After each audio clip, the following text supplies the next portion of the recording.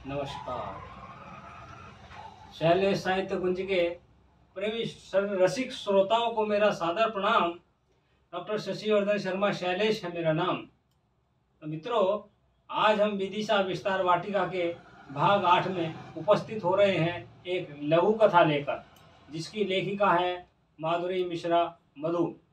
माधुरी मिश्रा एक शिक्षाविद है, नागपुर के एक प्रतिष्ठित विद्यालय में अध्यापिका हैं और वर्तमान में वे नागपुर विद्यापीठ से हिंदी में शोध कार्य भी कर रही हैं।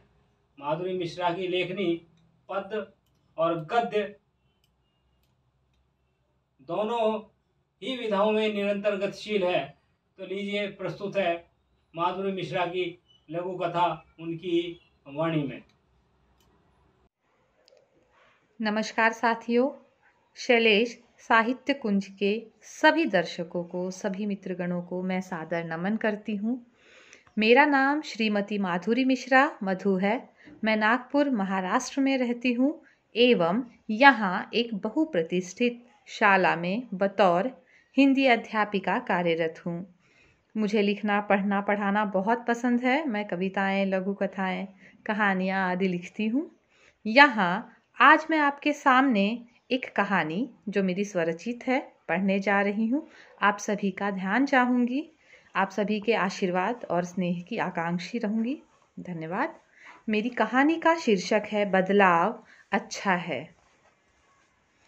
विनय जब केवल 9 वर्ष का ही था, उसके पिता का देहांत हो गया। बहुत अधिक हितैषियों, अपनों की मेहरबानी और सुझावों ने दिवंगत आत्मा की शांति के लिए जो श्राद्ध विधियां करवाई, उसमें वंदना के लगभग सभी जेवर बिक गए। केवल 6वीं कक्षा तक पढ़ी वंदना ने किस प्रकार उसे पाला, यह केवल वे दोनों ही जानते थे। अपने माँ के हर सपने को साकार करता विनय आज बड़ा सरकारी अफसर बन चुका है और अपनी माँ से मिलवाने अपने भावी जीवन साथी स्नेहा को घर लाया है। माँ के लिए यह वज्रपात सा था, क्योंकि उसने जैसी बहू की कल्पना कर रखी थी, स्नेहा उसके बिल्कुल विपरीत थी। जीन्स, कुर्ती और छोटे बालों वाली सांवली सी लड़की, माँ के लिए उसे अपनाना सहज न था। अपने इकलौते बेटे की खुशी के लिए उसने अपने भीतर उठते तूफान को दबाकर उसे गले से लगा तो लिया, किंतु आज उनके विवाह को पूरे 7 महीने बीत चुके हैं। माँ ने बाहर जाना लगभग बंद ही कर दिया है, क्योंकि हर कोई उसे बहू को दी गई स्वतंत्रता पर तर्क वितर्क करता, साथ ही भविष्य का भयानक रूप दिखाने से भी न कतराता। वैसे तो माँ को स्नेहा से कोई शिकायत न थी, परंतु मन ही मन एक डर उसे घेरे रहता। कितना बदल गया था उसका घर। एक दिन स्नेहा ऑफिस से 1 बजे ही घर आ गई। माँ के पूछने पर वह मुस्कुराते हुए बोली, माँ, विनय ने बताया कि आज आपका जन्मदिन है। यह लीजिए आपके पसंदीदा रंग का सलवार सूट, हमारी तरफ से आपके लिए। आगे वह कुछ कहती, इससे पहले ही माँ बोल पड़ी, लेकिन बेटी, मैं यह नहीं पहनती। जानती हूँ माँ, यह भी जानती हूँ कि आपको सलवार पहनना पसंद था, लेकिन घर वालों की मर्जी के आगे छोड़ना पड़ा था। माँ, बदलाव अगर अच्छे उद्देश्य के लिए हो तो बदलाव अच्छे हैं, कहकर स्नेहा ने सूट माँ के हाथों में रख दिया। अभी आप आराम कीजिए, मैं ठीक 4 बजे चाय के साथ आपसे मिलने आऊंगी। यदि आप चाहे तो इसे पहने या अपने पसंद की कोई साड़ी पहनकर तैयार रहिएगा, हम शॉपिंग के लिए जा रहे हैं। माँ असमंजस भरी आंखों से उसे देखती रही। 4 बजते ही स्नेहा माँ के कमरे में पहुंची। माँ तैयार थी। सुंदर पीले रंग का सलवार सूट उन पर खूब फब रहा था। वाह माँ, आप तो बहुत प्यारी प्यारी लग रही है, कहकर उसने माँ को गले से लगा लिया।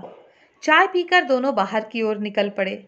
माँ बड़ी संकोच संग जमीन की ओर ताकती आगे बढ़ रही थी। गेट पर ताला लगाते हुए उसने देखा, पड़ोसी मिसेस शर्मा अजीब सा चेहरा बना रही थी। उसे अनदेखा करती माँ स्नेहा के साथ आगे बढ़ चली। दोनों को वापस आते आते 7 बज गए थे। माँ हड़बड़ी में जल्दी जल्दी गेट का ताला खोलने लगी। तभी उसने सुना मिसेस शर्मा की बहू उन पर चिल्ला रही थी। माँ जी, आप अभी तक यहाँ बैठी हैं, खाना बनाने की तैयारी कब करेंगी? ये अभी आते ही होंगे, चलिए। अंदर आते ही माँ स्नेहा से बोली, बेटी तुम थक गई होंगी, थोड़ा आराम कर लो, विनय आता ही होगा ना, मैं जल्दी से कुछ बना लूंगी। नहीं माँ, आप बिल्कुल चिंता न करें, मैं सारी तैयारी करके गई थी। आप बस इंतज़ार कीजिए, थोड़ी देर आराम कीजिए, आधे घंटे में खाना बन जाएगा।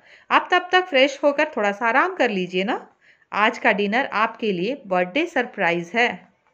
आज कमरे की ओर जाते जाते माँ के चेहरे पर एक अलग सी मुस्कान थी। वह मन ही मन कह रही थी, हाँ, बदलाव अच्छे भी होते हैं। धन्यवाद दोस्तों, यह मेरी एक साझा संकलन में लिखी गई स्वरचित कहानी है जिसे आज मैंने आपके सामने पढ़ा। धन्यवाद, शुभ दिन। अभी आपने माधुरी मिश्रा से उनकी लघु कथा बदलाव अच्छे हैं सुनी। आशा है आपको पसंद आई होगी। हाँ, लघु कथा सुनने के बाद सब्सक्राइब करना न भूलें। यदि लघु कथा अच्छी लगी हो तो अपने मित्रों को फॉरवर्ड करना भी न भूलें। मित्रों, विदिशा विस्तार वाटिका के अगले भाग की प्रस्तुति तक के लिए अलविदा। धन्यवाद, नमस्कार।